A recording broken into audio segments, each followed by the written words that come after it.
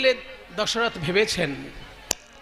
সেই সময় মন্থরা কুমন্ত্রণা দিল কৌশল্যাকে যে শোনো, কইকেয়ীকে কুমন্ত্রণা দিল মন্থরা যে কৌশল্যার ছেলে রাম যদি হয় রাজা তাহলে সর্বনাশ হয়ে যাবে অযোধ্যার, তোমাদেরকে ঘাড় ধাক্কা দিয়ে বার করে দেবে বাড়ি থেকে।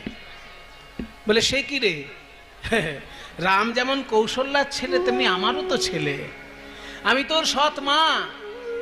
বলে মা নও, সৎ মা। সেই জন্য আজকে তোমাকে মা বলে ডাকছে, কিন্তু যখনই সিংহাসনে বসে যাবে অমনি ঘাড়ে ধাক্কা দিয়ে বার করে দেবে তোমাকে। তাহলে কি করতে বলিস? কি আর বলবো, তুমি অভিনয় করো। সকলে যখন আনন্দ করবে তোমার ঘর অন্ধকার করে দিয়ে তুমি কান্নাকাটি জুড়ে দাও। রাজা দশরথ এসে বলবে যে কইকেয়ী তুমি কাঁদছো কেন? সেই সময় তুমি খুলে বলবে মনের কথা।